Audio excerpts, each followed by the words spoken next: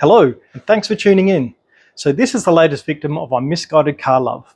It's a 2019 Beetle, and yep, it's very green. However, the plan is to turn this grocery getter into something better, and much cooler, and much faster.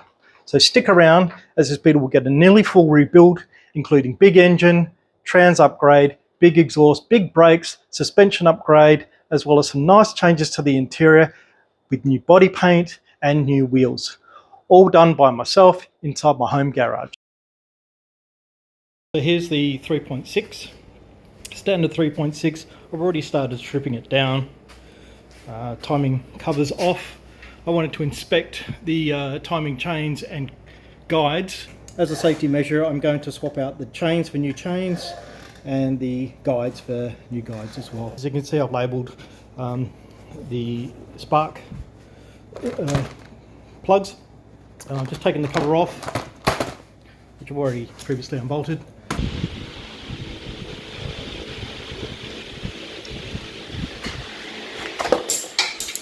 That's a good start.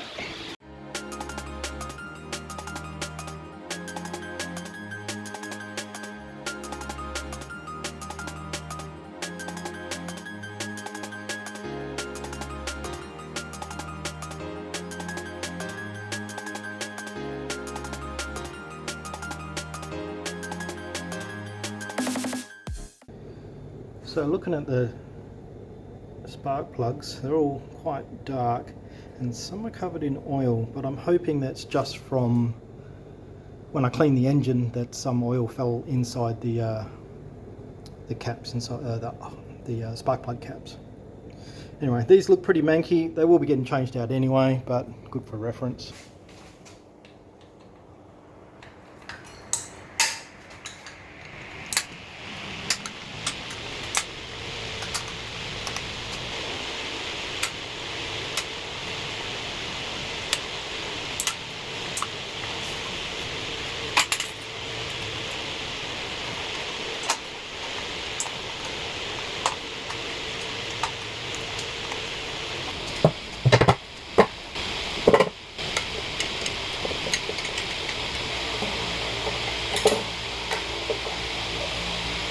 Got the sump off, just having a look.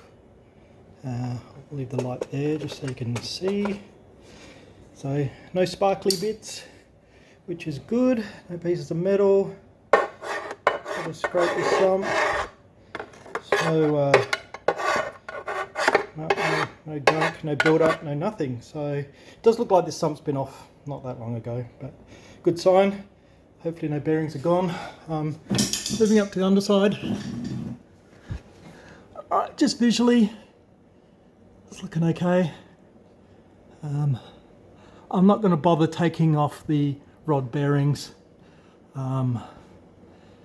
just because everything looks kind of okay and I don't really want to delve too deep into this engine.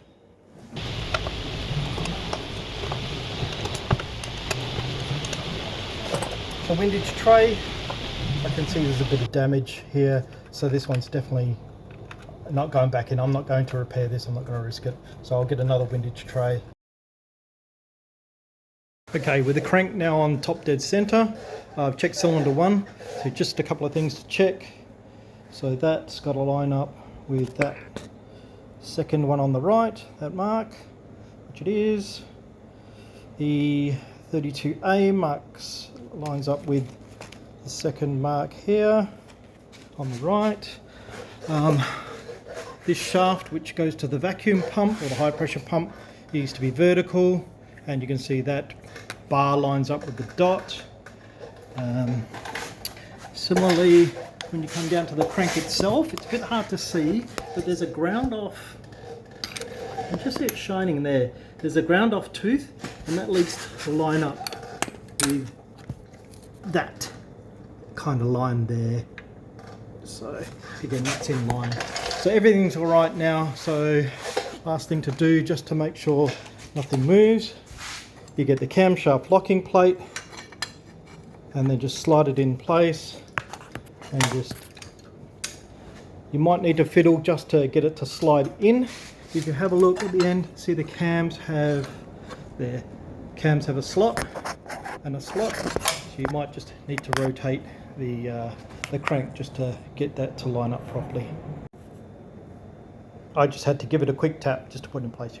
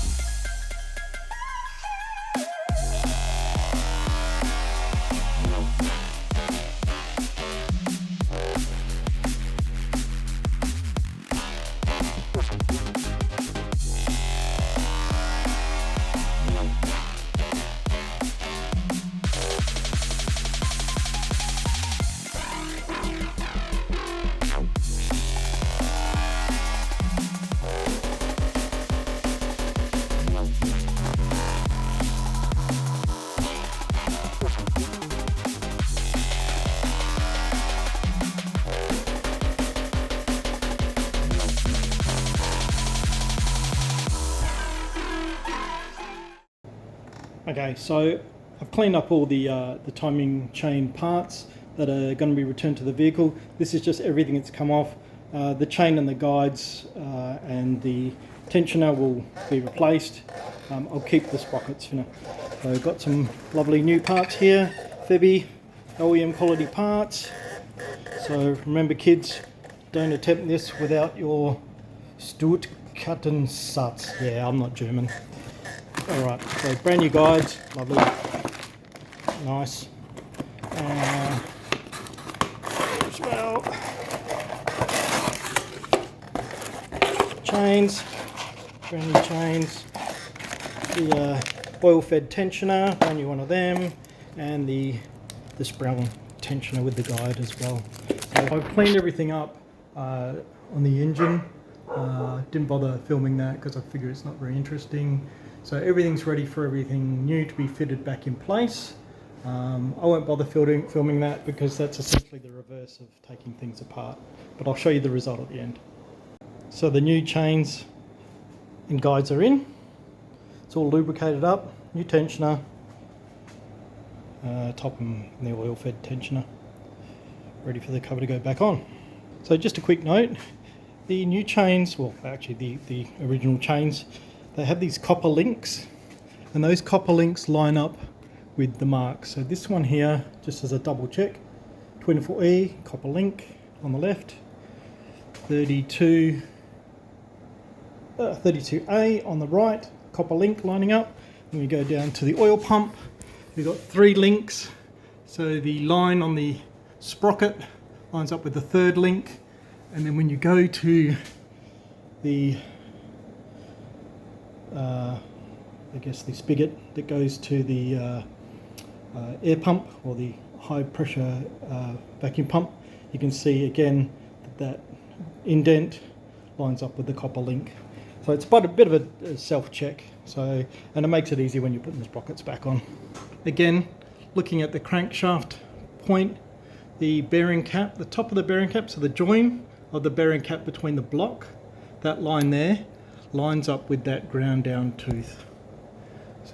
Okay, so over to the bench. I've got the timing chain cover here. I've already cleaned it up, haven't filmed that just because it's not very exciting. Now I've already pulled out the crankshaft seal. No magical way, just pull it out, just try not to damage the original piece. And as a practice, it's always good to replace the crankshaft rear seal if you've got the engine out. They're only a couple of bucks, but it saves you oil dripping or losing a clutch. I'm replacing it with a good OEM quality German product, Victor Irons, a bunch of them out there.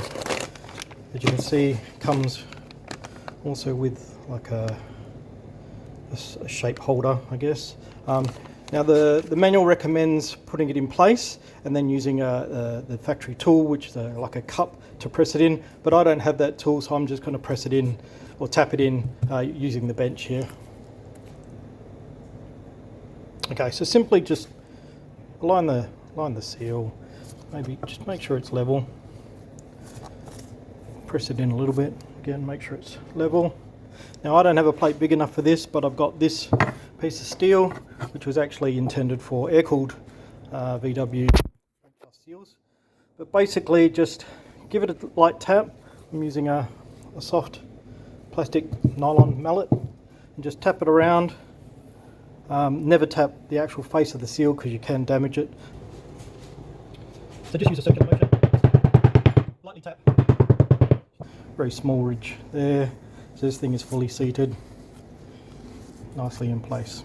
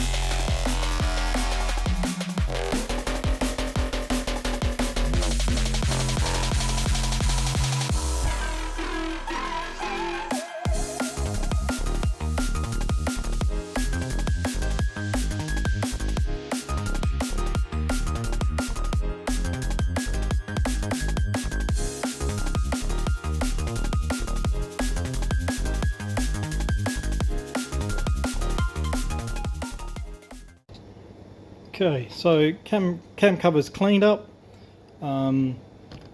new rubber installed, and then the fasteners snap back in. So as instructed by the manual, a couple of blobs of sealer just at the end where the head starts to curve up.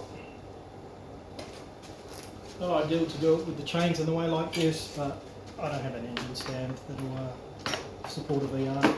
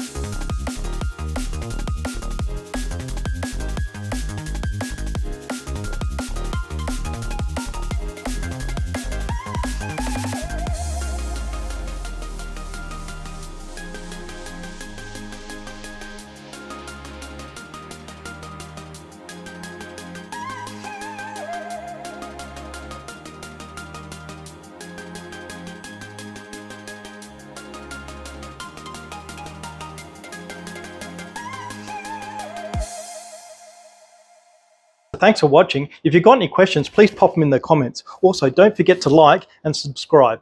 Also, please share with your friends because I'd really like to grow the channel.